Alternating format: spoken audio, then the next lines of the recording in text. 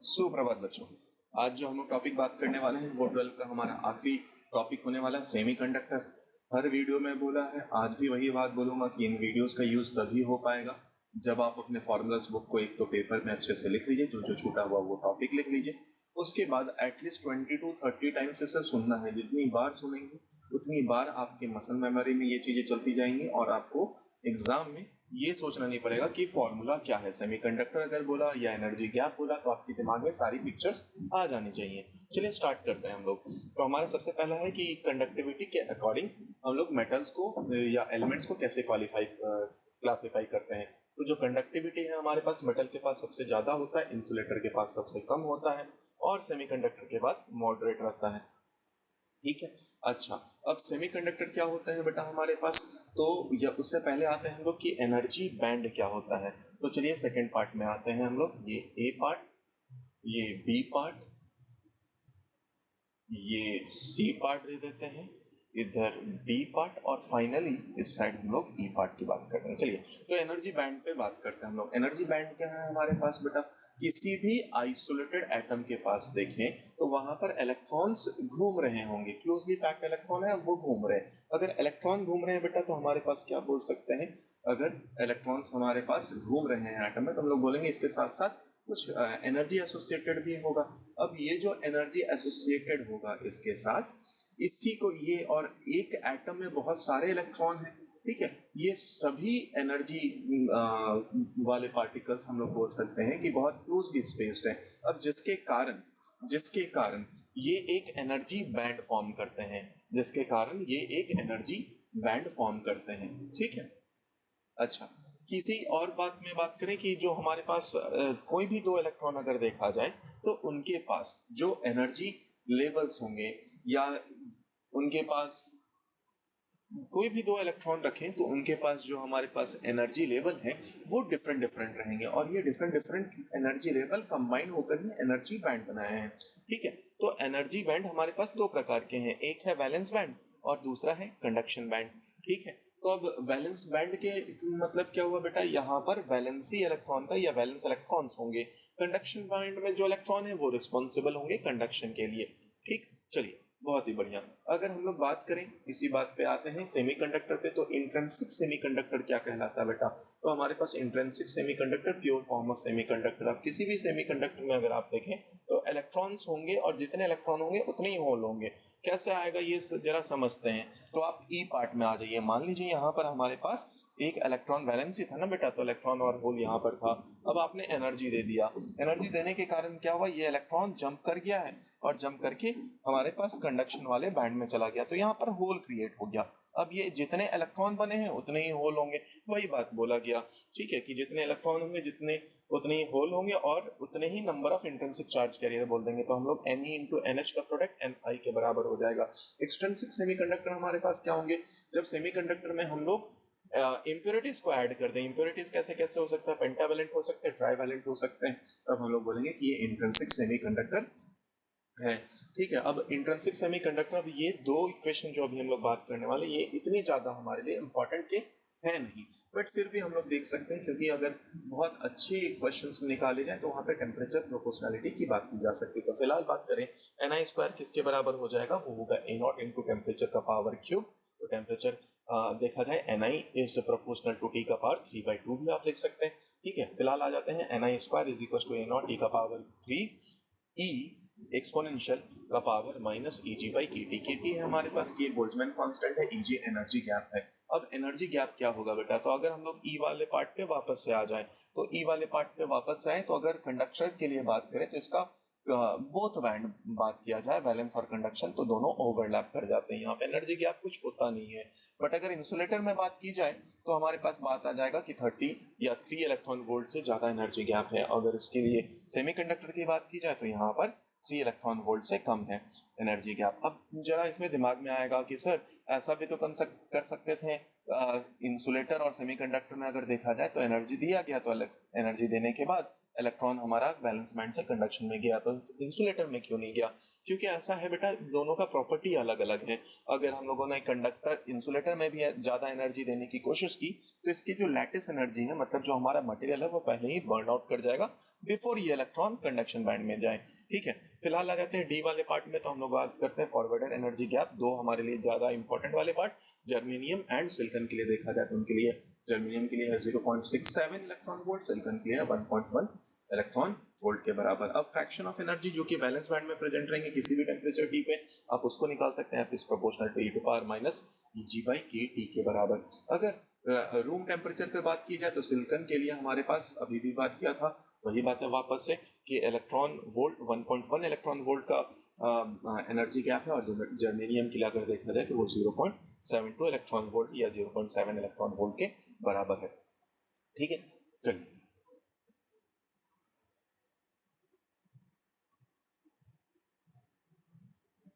आइए अब नेक्स्ट बात करें हम लोग कि अगर किसी सेमीकंडक्टर में देखा जाए, अभी अभी आपने देखा था, तो जरा समझें कि करंट कैसे फ्लो कर रहा होगा। तो ये मान लो हमारा सेमीकंडक्टर है, यहाँ पर आपने एक बैटरी लगा दिया, यहाँ पे इलेक्ट्रॉन और होल दोनों है। जरा समझो, तो ये पॉजिटिव साइड है, ये नेगेटिव साइड है। जो इलेक्ट्रॉन्स है वो इस साइड हो गए, पॉजिटिव साइड की तरफ जाएगा, और जो होल क्रिएटेड हुआ वो इधर गया है। और करंट का डायरेक्शन याद करो, पॉजिटिव की तरफ हम लोग माने थे, तो इलेक्ट्रॉन के कारण जो करंट होगा वो भी इसी डायरेक्शन में आगे, यानी टोटल करंट की वैल्यू आप देखें तो आई ई प्लस आई एच के बराबर हो जाएगा। अगर कंडक्टिविटी देखें हमारे पास, तो कंडक्टिविटी किसी भी टाइम पे देखा जाए तो वो किसके बराबर हो जाएगा? हो जाएगा conductivity of electron conductivity of hole के बराबर। कंडक्टिविटी को आप इलेक्ट्रॉन का लिख दें अलग से, एंड होल के लिए भी अलग से लिख दें, तो हमारे पास इंट्रिंसिक सेमीकंडक्टर के कंडक्टिविटी के बारे में हम लोगों ने लिख दिया। अगर एक्सट्रिंसिक सेमीकंडक्टर की बात की जाए बेटा, तो कुछ खास बात नहीं होगा, यहाँ पे नंबर ऑफ फ्री इलेक्ट्रॉन्स जो होंगे वो बहुत बढ़ जाते हैं एक्सट्रिंसिक सेमीकंडक्टर में। ठीक है, ऐसा क्यों हो जाएगा? जब हम लोग डोपिंग की बात करेंगे तब। अब आ ही गया है तो डोपिंग की बात कर लेते हैं। अगर हम लोग डोपिंग की बात करें, ये हमारा है बी पार्ट, ठीक है, और ये है हमारा सी पार्ट। तो बी पार्ट में आते हैं, इंट्रिंसिक सेमीकंडक्टर देख लिया हम लोगों ने। अब अभी अभी वही बात किए थे, करंट जो है हमारे पास बोथ इलेक्ट्रॉन एंड होल के कारण होता है। अगर किसी भी टाइम पे देखा जाए तो आप चाहे पी टाइप का इम्प्योरिटीज ऐड कर दे या एन टाइप का, ये हमेशा क्या होने वाला है? न्यूट्रल ही होने वाला है। आइए, अगर पी टाइप या पेंटावेलेंट से आपने इसे डोप कर दिया, पेंटावेलेंट से डोप करने के बाद क्या होगा बेटा? पेंटावेलेंट है, यहाँ पर इलेक्ट्रॉन की संख्या ज्यादा होगी, तो इलेक्ट्रॉन की संख्या ज्यादा होने के कारण जो कंडक्शन बैंड है वो नीचे आ जाएगा, तो इसलिए हम लोग इसको डोनर इम्प्योरिटी लेवल भी बोल देते हैं। ठीक है, अब एन टाइप में इलेक्ट्रॉन की संख्या ज्यादा होगी, तो यहाँ पर एन ई की वैल्यू ज्यादा हो जाएगी एन एच के बराबर, और करंट जो है वो मोस्टली बिकॉज ऑफ द आई ई के बराबर या इलेक्ट्रॉन के फ्लो के कारण ही होगा। स्टिल ये हमारा न्यूट्रल ही रहने वाला है। मेजोरिटी कैरियर बात करें तो वो इलेक्ट्रॉन होंगे, माइनॉरिटी कैरियर की बात करें तो वो हमारे पास होल्स होने वाले हैं। पी टाइप में बात करें तो ट्राईवैलेंट है, ट्राईवैलेंट का मतलब यहाँ पर 3 एक्स्ट्रा इलेक्ट्रॉन होंगे, जिसके कारण वैलेंसी सेटिस्फाई हो रहा होगा। तो यहाँ पर अगर देखा जाए तो एक्सेप्टेड इम्प्योरिटी लेवल ऊपर आ जाता है, या accepted impurity level P type में हम लोग बात करते हैं। यहाँ पर होल की संख्या ज्यादा होगी तो एनएच का कंपैरिजन देखा जाए तो एनएच ज्यादा होगा, और एनएच ज्यादा होगा तो आई एच हमारे पास ज्यादा होगा। मेजोरिटी कैरियर यहाँ पे हमारे पास होल्स होने वाले हैं, माइनॉरिटी कैरियर यहाँ पे हमारे पास इलेक्ट्रॉन होने वाले हैं। अब आ जाइए सी टाइप में, सी वाले पार्ट में। सी वाला पार्ट हमारे पास क्या है? PN junction. पीएन जंक्शन क्या हुआ बेटा हमारे पास?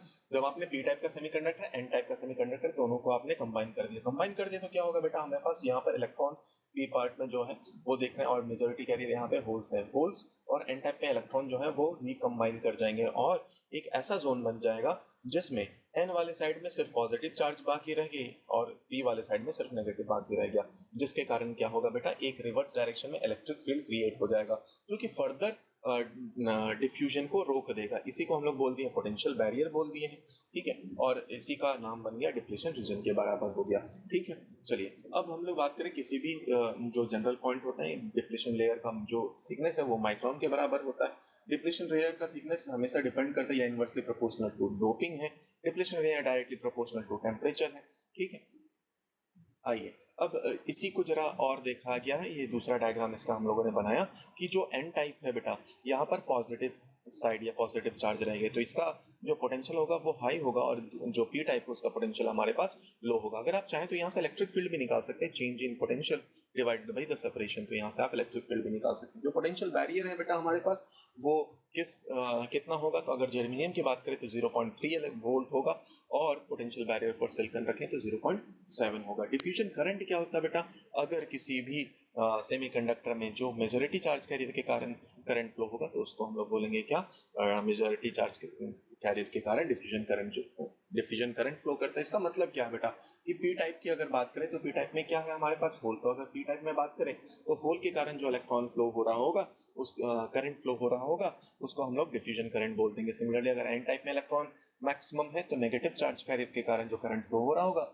उसको हम लोग बोल देंगे क्या, ये है diffusion current. But drift current क्या है, drift current because of the minority charge carrier, मतलब क्या, पी में इलेक्ट्रॉन के कारण जो करंट फ्लो होगा, और जो एन में पॉजिटिव चार्ज के कारण जो होगा उसी को हम लोग बोल देंगे क्या, ये है हमारे पास ड्रिफ्ट करंट।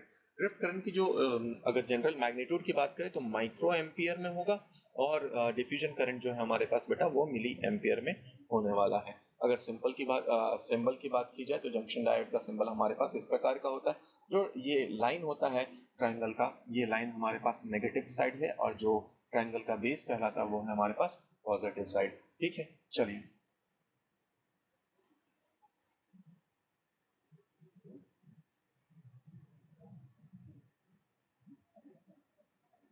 आइए बेटा, फिर आते हैं हम लोग फॉरवर्ड बायस में आते हैं, फिर रिवर्स बायस में आते हैं। फॉरवर्ड बायस क्या होता है बेटा, जो पीएन जंक्शन डायोड था हमारे पास, उसको अगर पॉजिटिव से पॉजिटिव टर्मिनल कनेक्ट कर दिया, नेगेटिव से नेगेटिव टर्मिनल कर दिया, तो इससे हम लोग बोलते हैं ये फॉरवर्ड बायस में है।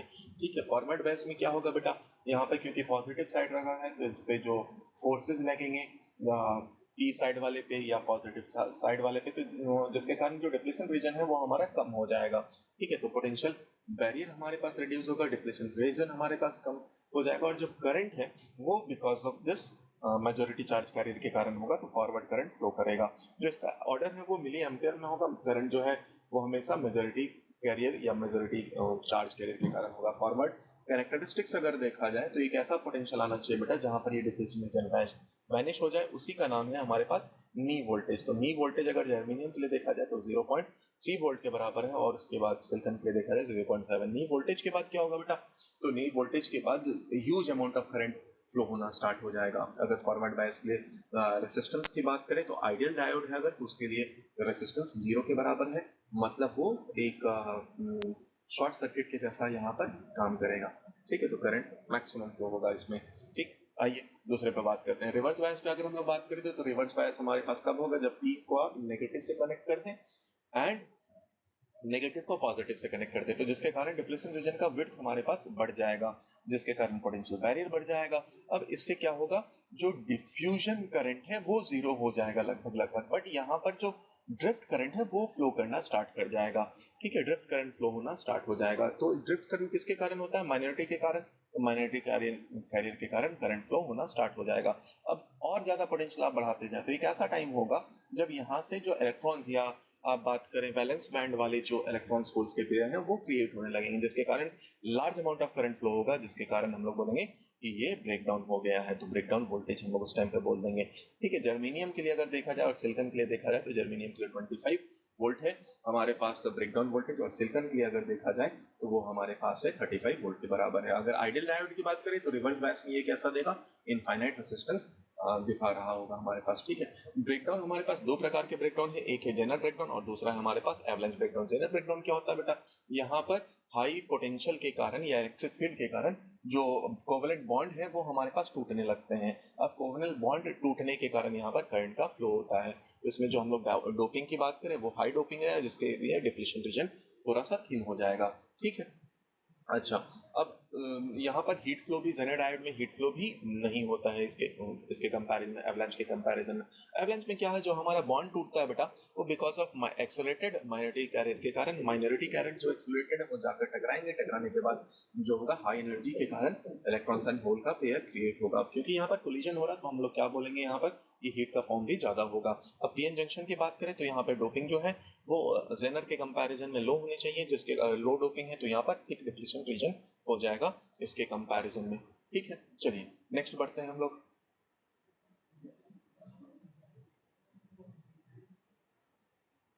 आइए, अब तक के हम लोग सबसे इंपॉर्टेंट पार्ट में चलते हैं जिसमें हमारा जेनेट ब्रेकडाउन, जेनेट डायोड। अब जेनेट डायोड का सिंबल क्या है बेटा समझिए, जो एन टाइप एन वाला पोर्शन था उसको थोड़ा सा आपने कर्व कर दिया है, ये हमारे पास जेनेट डायोड। और इसका सवाल मोस्टली आता ही है। जेनेट डायोड का बेसिक यूज क्या है, वोल्टेज रेगुलेटर के जैसा यूज करता है। इसी का एक एग्जांपल ले लीजिए, तो अगर इसको हम लोग बात, अच्छा कंप्लीट ग्राफ भी पूछा जा सकता है जेनेट डायोड का। तो याद करो रिवर्स बायस में तो यहाँ पर सडनली करंट जाएगा, हमारे पास नी वोल्ट जेनरल ब्रेकडाउन वोल्टेज है, और अगर देखा जाए तो फॉरवर्ड बायस में ये नॉर्मल डायोड के जैसे ही बिहेव करने लगेगा।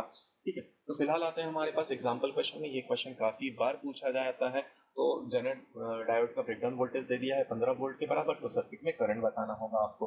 ठीक है, अब सर्किट का करंट कैसे कैसे निकलेगा जरा समझो। तो ये है हमारे पास लोड रेसिस्टेंस, इसके अक्रॉस जो पोटेंशियल होगा वो एग्जैक्टली इतने ही के बराबर होगा। तो यहाँ पर कितना आ गया हमारे पास, 15 वोल्ट के बराबर। अब जरा इसी डायग्राम को मैं थोड़ा अच्छे डायग्राम में बना रहा हूँ, तो जरा इस बात को समझना ताकि आपको ये क्वेश्चन एग्जाम में ज्यादा दर्द ना दे। ठीक है, जरा समझना इसी को। यहाँ पे मैंने एक ग्राफ बना दिया, अपना बैटरी डाल दिया है। बैटरी डालने के बाद यहाँ पर हमारा एक रेसिस्टर हो गया है, और यहाँ पर हमारे पास जो डायोड है वो डायोड हो गया, और ये सर्किट में आ गया। और यहाँ से हमारे पास लोड रेसिस्टेंस डाल दिया है मैंने। ठीक है, 1 किलो ओम के बराबर, 1 किलो ओम के बराबर, ये 250 ओम है। अब जरा इसी को आप समझो सर्किट में, तो हमारे पास यहाँ पर आ गया 15 वोल्ट। तो अगर ये 15 वोल्ट के बराबर है बेटा, तो ये किसके बराबर हो जाएगा, 5 वोल्ट के बराबर हो जाएगा। तो ये बात भी पता चल गई। अगर सर्किट का नेट करंट हम लोग निकाल लें, ठीक है, तो उसको भी आप निकाल सकते हैं। नेट करंट कितना आ जाएगा बेटा हमारे पास, तो 5 वोल्ट यहाँ पर है, 5 वोल्ट यहाँ पर है। वोल्टेज पता चल गया तो I1 भी पता चल जाएगा। तो I1 की वैल्यू हम लोगों ने निकाल लिया। कैसे निकला होगा सर, कोई खास बात नहीं, 5 डिवाइडेड बाय उसका रेसिस्टेंस, तो हमारे पास 20 पता चल गया। अब इस 1 किलो ओम से कितना आएगा उसके लिए भी आप लिख ले, तो 15 इज इक्वल टू, आप लिख सकते हैं 1 किलो का मतलब 10⁻³ इंटू आई, यहाँ पे लिखा है I2 तो I2 ही ले लेते हैं, तो उसके लिए 15 मिली एम्पियर। ठीक है, ये बात हमें पता चल गया। अब जरा समझो बेटा कि यहाँ से 20 मिली एम्पियर आया था, 15 मिली एम्पियर इस वाले सर्किट से जाना है 15, तो यहाँ पर कितना जाएगा बेटा, 5 मिली एम्पियर। तो डायोड से जब जा रहा है वो 5 मिली एम्पियर। कई बार डायोड से पावर भी पूछ दिया जाएगा, तो पावर अगर पूछा जाएगा बेटा तो हम लोग क्या लिख सकते हैं, उसका वोल्टेज इंटू करंट। तो वोल्टेज है हमारे पास 15 के बराबर, करंट है 5 के बराबर, तो 75 आ जाएगा हमारे पास। यूनिट आप खुद से ही देख लीजिएगा। ठीक है, चलिए अब आते हैं हम लोग जेनर डायोड का दूसरा सवाल पे आते हैं। आइए नेक्स्ट क्वेश्चन पे हम लोग आते हैं। इसका भी नाम जरा लिख दें, इसका नाम लिख दिया जाए। ये है हमारे पास ए पार्ट, ठीक है, ये हो जाएगा हमारे पास बी पार्ट, ये है सी पार्ट, और रेक्टिफायर डी, ये दोनों आ जाएंगे। चलिए आते हैं हम लोग बी पार्ट में। तो हमारे पास बोला है पोटेंशियल बैरियर दिया है 0.5। अब पीएन जंक्शन का है, डिप्लेशन रीजन हमारे पास दिया गया है, इतना वाइड है।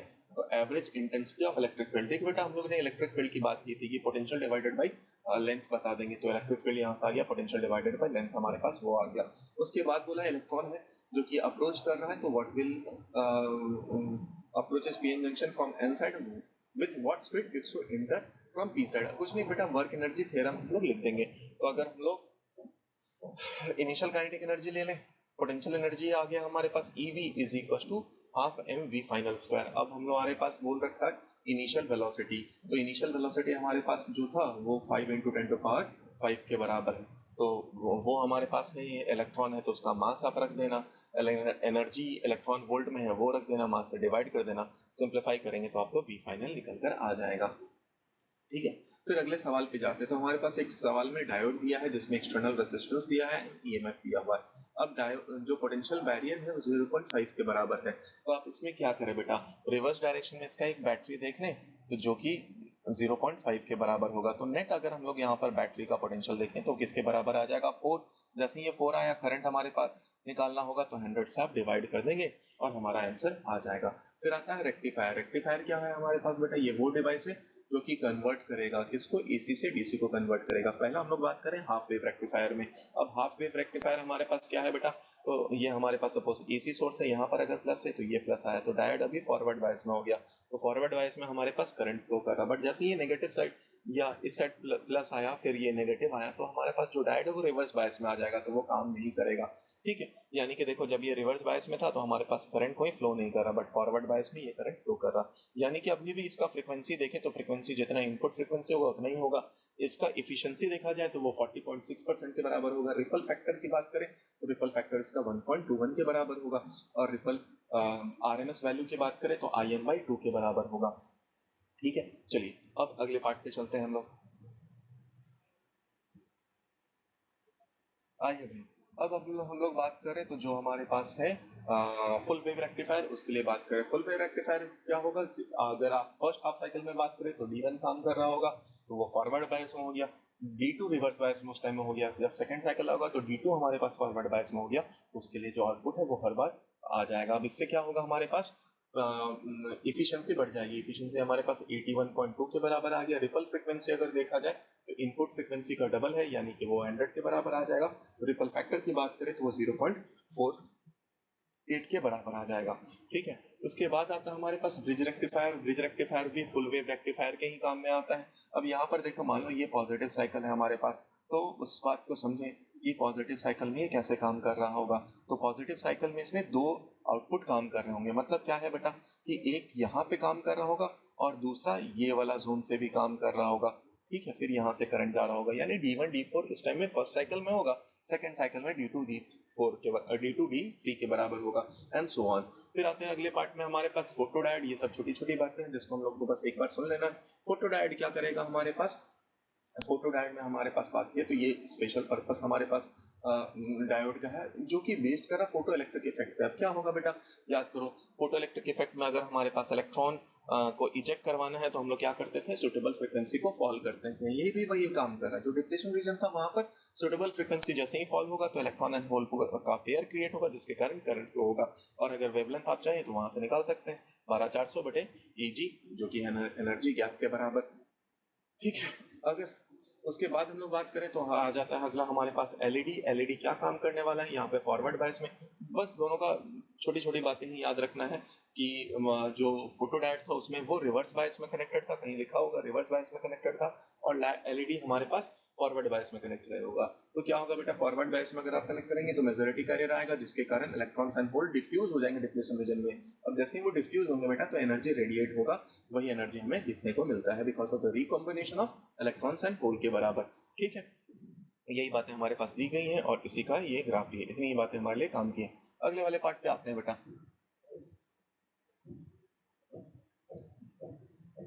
नेक्स्ट आता है हम लोग सोलार सेल। अगर सोलार सेल की बात करें तो ये भी हमारे पास इसमें सिर्फ इतना ही डिफरेंस है कि एनर्जी तो आकर या रेडिएशन आकर सरफेस पे टकरा रहा है, डिप्लेशन रीजन पे टकरा रहा है, बट हम लोगों ने सर्किट कंप्लीट नहीं किया, जिसके कारण क्या है, पोटेंशियल्स क्रिएटेड रहते हैं। तो यहाँ पर जो डायोड है हमारे पास वो अनबाइज्ड रहता है, और यहाँ पर हमारा मेन काम यही होता है ये एनर्जी को स्टोर करके रखा जाए।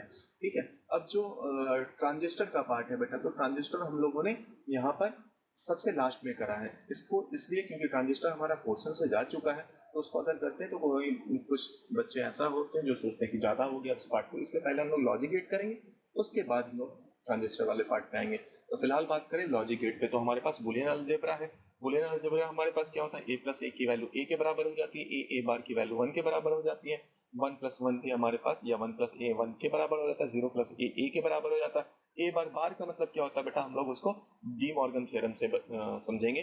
डी मॉर्गन थ्योरम क्या, अभी भी बात कर ही लेते हैं क्योंकि हम लोग यहाँ पर सिर्फ फॉर्मूला रिवाइज करें। तो break the line change the sign, या उसका वाइस वर्सा। तो ब्रेक द लाइन का मतलब क्या है, अगर मान लो इसी को मैं लेके जाऊं तो इसको ब्रेक करना, और चेंज द साइन, तो यहाँ पे डॉट है, डॉट की जगह पे क्या आ जाएगा, प्लस।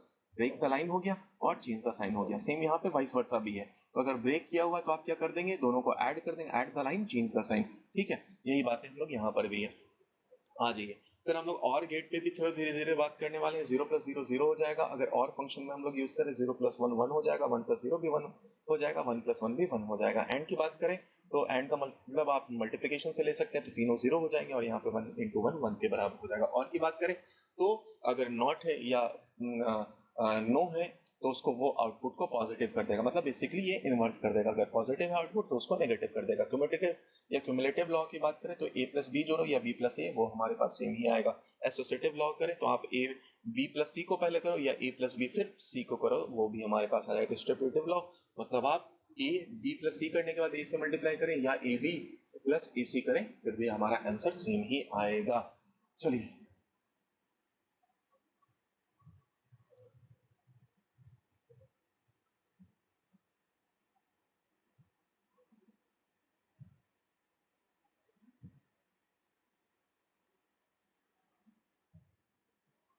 नेक्स्ट आते हैं हम लोग और गेट। और गेट का सिंबल देख लीजिए किस तरीके का होता है, ये है और गेट का सिंबल। अब और गेट को वेव फॉर्म में भी दे सकते हैं, तो यहाँ पे जो इनपुट है उसको मैंने वेव फॉर्म में लिया है। तो पहले हम लोगों ने इनपुट ले लिया ए का 0 0, फिर आकर 1 1, बी का सेम कर लिया। तो ए का इनपुट अगर आप देखें तो पहले आया 2 0 0, स्टार्टिंग में 2 0 0, या इसको यहाँ पर थोड़ा सा आई थिंक शिफ्ट हो गया है ये, तो इसका इनपुट को मैं पहले ड्रॉ कर देता हूँ। मान लो ये 4 पोर्शंस मैंने ड्रॉ कर दिया, 1 2 3 4 ड्रॉ कर दिया। पहले दो है हमारे पास 0 0, तो पहले ए की 2 यूनिट अगर हम लोग लिखे जाए तो ये दोनों 0 0 आ गए। उसके बाद कंटिन्यूस 1 1, तो यहाँ से कंटिन्यूस 1 1 के बराबर आ गया। ये हो गया इसका वेव फॉर्म। अगर बी की बात करें, अगर बी की बात करें, बी की बात करें, वहीं पे अगर हम लोग बी वाले पोर्शन के लिए बात करें तो बी का आउटपुट पहला क्या था बेटा, 0 था। तो पहले हम लोगों ने ले 0, उसके बाद या यहाँ से यहाँ तक ले लिया 0, उसके बाद आया ये हाई आउटपुट आया, तो पहला आया, उसके बाद आया 1 क्योंकि हाई आउटपुट है, फिर से वो 0 आया, और उसके बाद वो फिर से हाई आउटपुट आ गया। अब ये आ गया बी के लिए। अगर फाइनली हम लोग वाई के लिए देखें तो वाई के लिए फर्स्ट पार्ट में वो 0 था क्योंकि और गेट है, बाकी सब में उसका आउटपुट हाई के बराबर रह गया, तो बाकी सब में उसका आउटपुट हाई के बराबर रह गया। फिर आते हैं एंड गेट। एंड गेट में अगर हम लोग बात करें तो यहाँ पर ज्यादा अच्छे से ये डायग्राम है। तो अब अगर एंड गेट पे हम लोग बात करें, एंड गेट क्या करता है, मल्टीप्लीकेशन बेसिकली है। तो दोनों का इनपुट देख लो, तो पहले के लिए हमारे पास दोनों इनपुट में 0 0 ही रहा। फर्स्ट दोनों इनपुट हमारे पास 0 0 रहा, उसके बाद ये आउटपुट सेम आप देख सकते हैं। और फाइनली क्या है, इसका आउटपुट एक जगह पे रहेगा, तो फाइनल आउटपुट एक जगह पे रहा हाई के लिए। उसके बाद नॉट गेट पे जाते हैं। नॉट गेट अगर हम लोग देखें तो नॉट गेट हमारे पास क्या करेगा, जो भी आउटपुट रहे, जो भी इनपुट रहेगा उसको इन्वर्स कर देगा। तो अगर 0 है तो 1 कर देगा, 1 है तो 0 कर देगा, ठीक है। फिर आते हैं नैंड गेट। नैंड गेट क्या है बेटा, इनपुट एंड रहेगा उसको वो अपोजिट कर देगा। तो ये देख लो, अगर तो ये हमारे पास एंड का लॉजिक क्या बोलते हैं, ट्रुथ टेबल है। तो ट्रुथ टेबल को अब ये नॉट कर देगा, तो जहां पर 0 था वहां पर ये 1 1 कर देगा। सिमिलरली नॉट गेट, तो जो भी और का आउटपुट था उसको वो नॉट कर देगा, ठीक है। अब चाहो तो इसका बुलियन भी लिख सकते हो। इसका बुलियन क्या आ जाएगा, ए बार इंटू बी बार के बराबर। यहाँ पे आप चाहो तो ये आ जाएगा ए बार प्लस बी बार के बराबर, ये आ जाएगा हमारे पास। आप उससे भी यूज करके देख सकते हैं, ठीक है। तो अगर हमारे पास नॉर गेट पे बात कर ले, नॉर गेट का हमारे पास ये सिंबल है, तो और गेट का जो भी इनपुट था उसको उसने नॉट कर दिया, तो बन गया हमारे पास नॉर गेट। फिर आता है हमारे पास एक्सॉर गेट। अब एक्सॉर गेट क्या है बेटा, उस बात को समझो। तो एक्सॉर गेट हमारे पास होता है एक्सक्लूसिव और। अब एक्सक्लूसिव और का पहली बात तो सिंबल देख लो और बुलियन एक्सप्रेशन देख लो। उसका सिंबल और गेट के पहले एक ये पोर्शन क्रिएटेड होगा। अब इसका सिंबल देख लो, तो इसको हम लोग ए, अब जो प्लस सर्कल में किया गया है और बी है। अब इसका मतलब क्या होता है, आप इसको A B bar, A B bar plus B A bar के बराबर होता है। इसका मतलब क्या है जरा समझें, कि एक आपने सेम इनपुट रखा और बी को नॉट कर दिया, फिर आपने ए को नॉट किया और बी के साथ मल्टीप्लाई किया, उसको अगर निकाला। अब इसको याद करने का तरीका समझो। एक्सक्लूसिव और बोला है, तो जिसमें एक्सक्लूसिव इनपुट रहेंगे उसी में सिर्फ ये पॉजिटिव आउटपुट देगा, बाकी नहीं देगा। अब अगर एक्सनॉर कर दिया जाए तो क्या बोलेगा, जहां पर सेम इनपुट रहेगा उसी में ये पॉजिटिव देगा, नहीं तो ये फिर आउटपुट नहीं देगा, ठीक है। इसके अगले पार्ट पे आते हैं हम लोग। नेक्स्ट पार्ट जो कि बहुत इंपॉर्टेंट है फिर से हमारे लिए। अब लॉजिक गेट का सिंबल हमारे पास कई बार ये ट्रांजिस्टर के हेल्प से किया जाता है, ठीक है। ऑल्दो ट्रांजिस्टर हमारे पास है नहीं, बट फिर भी समझ लेना, ट्रांजिस्टर इसके बाद ही बताने वाला हूँ। तो लॉजिक गेट में हमारे पास नॉट है। नॉट गेट का मतलब क्या था, अभी भी हम लोगों ने देख लिया ट्रूथ टेबल के साथ ही। अब अगर नॉट गेट क्या बोलता है, पॉजिटिव इनपुट को नेगेटिव कर देगा। मतलब क्या है बेटा, अगर ये ओपन रहा तो हमारे पास बल्ब जल रहा होगा, तो ये इनपुट हमारे पास 0 है बट आउटपुट 1 हो गया। अगर ये क्लोज रहा तो हमारे पास करंट या बल्ब हमारे पास नहीं जलेगा, ठीक है। अब इसी को ट्रांजिस्टर के केस में भी हम लोग बात करते हैं। मान लो यहाँ पर ये इनपुट है, तो कट ऑफ रीजन वगैरह की बात करेंगे उस टाइम पे। तो अगर इनपुट यहाँ पर 0 है तो कट ऑफ रीजन में इसका पोटेंशियल ज्यादा होता है, तो ये आउटपुट हमारे पास पॉजिटिव रहेगा। फिर आते हैं और गेट में। और गेट के ये सब बातें तो हम लोगों ने कर ही लिया। और गेट क्या बोलता है, कोई भी एक आउट पॉजिटिव रहा या ऑन रहा तो सर्किट भी ऑन रहेगा। मान लो ये पॉजिटिव रहा तो यहाँ से करंट फ्लो हो जाएगा, अगर ये रहा तो ये फ्लो हो जाएगा। अगर दोनों आउट कर देंगे तो सर्किट कट जाएगा, फिर करंट फ्लो नहीं करेगा। अब सेम आता है हमारे पास और गेट का ये दूसरा एक्सप्रेशन भी। अब इस एक्सप्रेशन को भी अगर याद करो तो ये है पॉजिटिव हमारे पास, ये है आउटपुट, ये है आउटपुट। तो जरा समझो, लेट्स से हम लोगों ने एक को 0 दे दिया, ए को 0 दे दिया है, बी को पॉजिटिव दिया है, ठीक है। बी को पॉजिटिव दिया है, तो बी अगर हमारे पास पॉजिटिव है बेटा तो क्या हो जाएगा, ये भी ये हमारे पास बी पॉजिटिव है, तो यहाँ से सिग्नल, अगर ये फॉरवर्ड बायस में आया तो हमारे पास करंट यहाँ से यहाँ फ्लो करेगा। तो अगर करंट यहाँ से यहाँ फ्लो करेगा तो ये हमारे पास आउटपुट भी आ जाएगा। अगर आपके पास लो हो जाए बेटा तो ये रिवर्स बायस में रहा, फिर ये यहाँ से करंट फ्लो नहीं रहेगा जिसके कारण ये आउटपुट नहीं आएगा। सिमिलरली एंड गेट पे भी आ गया, एंड क्या बोलता है अगर दोनों पॉजिटिव ही रहेगा तभी जाकर हमारा सिंबल हो पाएगा या आउटपुट आ पाएगा। तो यही बात यहाँ पर भी करा। अब देखो यहाँ पर डायोड हमारे रिवर्स में है, तो अगर इनपुट आपने इसको दोनों को क्या करना है, पॉजिटिव करना है, तो दोनों को मान लो इसका 5 या 2 पोटेंशियल है, तो आपको इसको 5 अगर दे दिया हम लोगों ने, दोनों 5-5 ही आएगा तभी जाकर यहाँ से करंट फ्लो कर पाएगा हमारे पास। ठीक है, दोनों पॉजिटिव रहा तभी जाकर ये करंट फ्लो कर पाएगा हमारे पास। सेम इसका सिंबल दूसरा भी यही है। अब वापस से देखो, क्योंकि ट्रांजिस्टर अभी आपको बताया नहीं तो थोड़ा सा समझाना ये रियलाइजेशन सर्किट का दिक्कत है, बट ट्रांजिस्टर एक बार होने के बाद हम लोग इसको कर सकते हैं तो ज्यादा अच्छा रहेगा। तो फिलहाल मैं इस वाले पार्ट पे ही आ जा या चलो बता ही देते हैं। ट्रांजिस्टर मान लेते हैं कि आपको आता है, ये मान लेते हैं, नहीं तो फिर थोड़ी देर बाद आ जाएगा। अब ये हमारे पास है क्या, ये हमारे पास एक्सटर्नल या कलेक्टर का पोटेंशियल है। अब एंड गेट में जरा समझो, एंड गेट में हमने क्या बोला कि एंड गेट में ये इनपुट लेट्स से 0 है, हमारा आउटपुट यहाँ पर है। अगर ये कट ऑफ रीजन है बेटा तो यहाँ से सर्किट से नीचे करंट की तरफ फ्लो नहीं होगा, मतलब ये रीजन कट हो जाएगा। ये कट हो जाएगा तो यहाँ पे आउटपुट का तो ये बात ही नहीं होता। सेम बी के लिए, अगर मान लो ये दोनों हाई हाई पोटेंशियल पे हैं, 1-1 है, ठीक है, तो अगर ये हाई पोटेंशियल पे है बेटा तो हमारे पास पता है सर्किट में ज्यादा करंट फ्लो होगा, तो ये करंट बोला तो सैचुरेशन स्टेट में आ जाएगा, जिसके कारण करंट थ्रू फ्लो होगा और यहाँ पे पोटेंशियल हमें मिल जाएगा। सिमिलरली अगर हम लोग नैंड गेट में गए, नैंड गेट का मतलब क्या है, कोई भी हमारे पास बेसिकली देखा जाए नैंड गेट तो एंड का अपोजिट कर दिया है, वही बात यहाँ पर भी है। तो आप देख लो, कोई भी मान लो दोनों को आपने पॉजिटिव कर दिया, दोनों इनपुट को पॉजिटिव कर दिया, तो सर्किट में करंट यहाँ से फ्लो हो जाएगा तो आउटपुट 0 हो जाएगा। ठीक है, आ जाइए नॉर गेट पे भी हम लोग बात करें। नॉर गेट क्या है, और का इन नेगेटिव, और का नेगेटिव, यानी कि क्या है बेटा, देखो अगर दोनों 0 रहेंगे तभी आउटपुट रहेगा। मान लो किसी एक को आपने क्लोज कर दिया तो सर्किट में करंट इस डायरेक्शन फ्लो हो जाएगा, तो बैटरी हमारा या बल्ब हमारा नहीं जल पाएगा। ठीक है, चलिए अब स्टार्ट करते हैं हम लोग अपना ट्रांजिस्टर वाला पार्ट।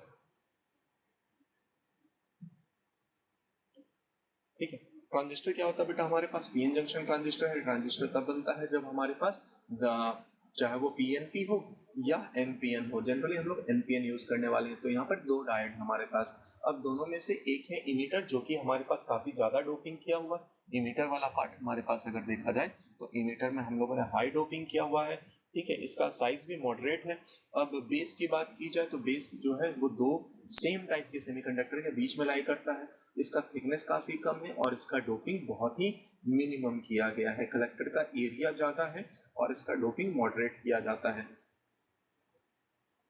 ठीक है, अब हमारे पास यहाँ पर तीन प्रकार के बेस होते हैं।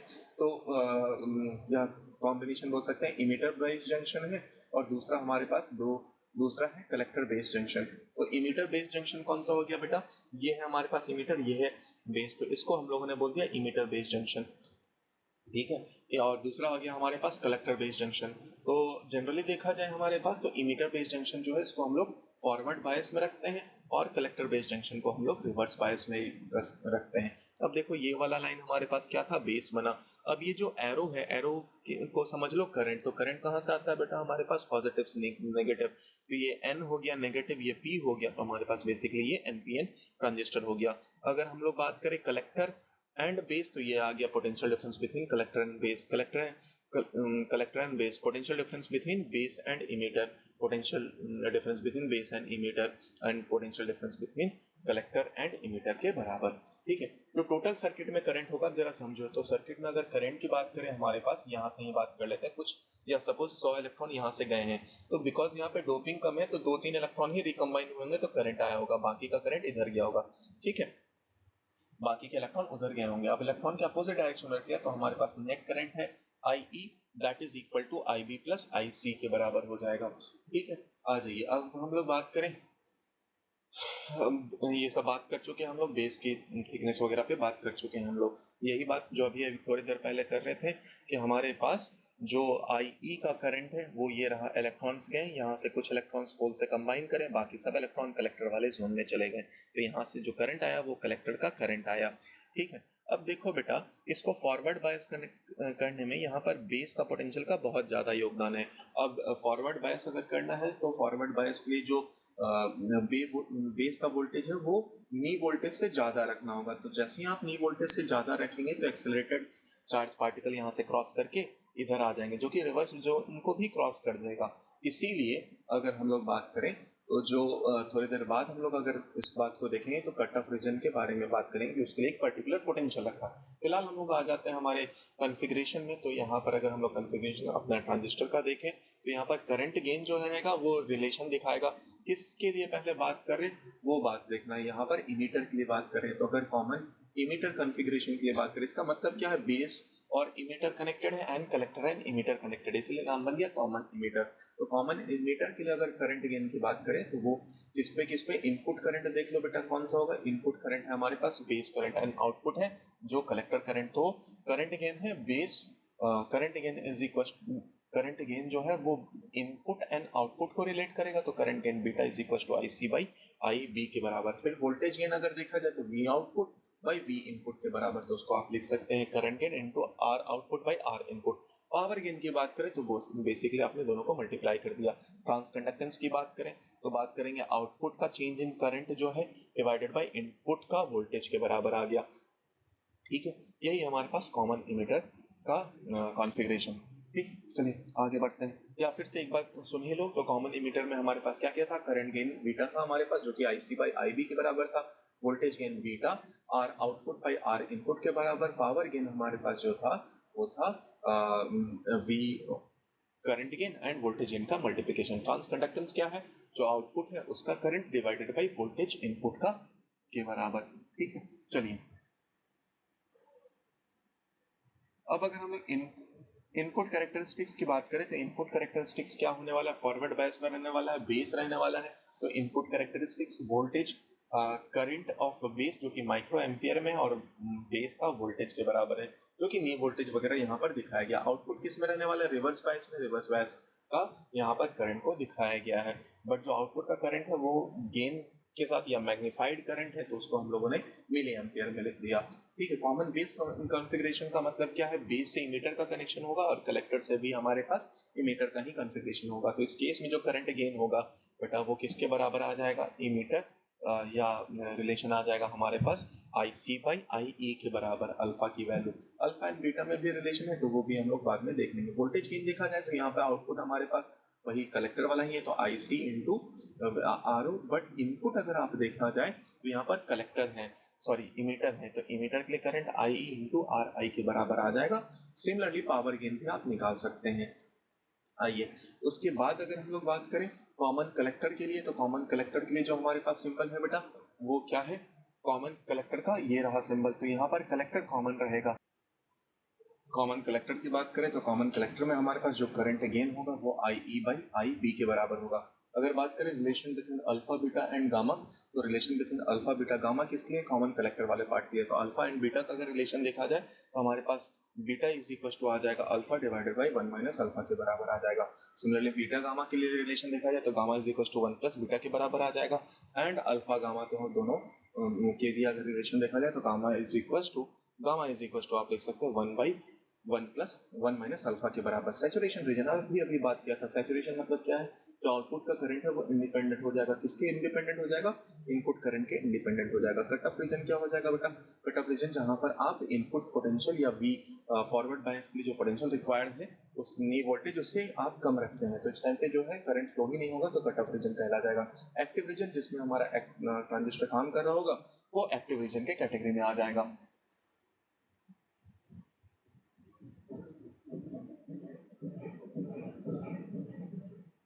अब लास्ट पार्ट में आ जाता है हमारे पास ट्रांजिस्टर एज अ स्विच। तो ट्रांजिस्टर एज अ स्विच अगर देखा जाए तो ट्रांजिस्टर एज अ स्विच दो रीजन में ही काम करता है। अब याद करो जब कट ऑफ रीजन की बात करते हैं हम लोग तो कट ऑफ रीजन में आउटपुट का पोटेंशियल मैक्सिमम रहता है। क्योंकि आउटपुट का पोटेंशियल मैक्सिमम रहता है तो उस टाइम पे हमारे पास जो एलईडी है वो ग्लो करेगा आउटपुट का पोटेंशियल, यानी कि कट ऑफ में ट्रांजिस्टर काम नहीं कर रहा, बट ट्रांजिस्टर काम नहीं कर रहा तो स्विच हमारे पास उस टाइम काम कर रहा है। एक्टिव रीजन हमारे लिए काम का नहीं है। सैचुरेशन रीजन में जो करंट है वो डायरेक्टली इधर आने लगेगा। तो इस टाइम पे अगर देखा जाए, उस टाइम पे देखा जाए तो हमारे पास जो यहाँ पर एलईडी रखा है उसके लिए पोटेंशियल की वैल्यू 0 के बराबर हो जाएगी। तो अब उसके लिए क्योंकि पोटेंशियल 0 हो जाएगा तो एलईडी यहाँ पर डज नॉट ग्लो करेगा, तो यहाँ पे एलईडी हमारे पास ऑफ हो जाएगा। ठीक है, बस इतना ही हमारे पास स्विच के लिए। ठीक, ट्रांजिस्टर एम्पलीफायर के लिए कब काम करता है बेटा? जब वो एक्टिव रीजन में रहेगा। ठीक है, तो आज के लिए इतना ही, मिलते हैं अगले वीडियो में।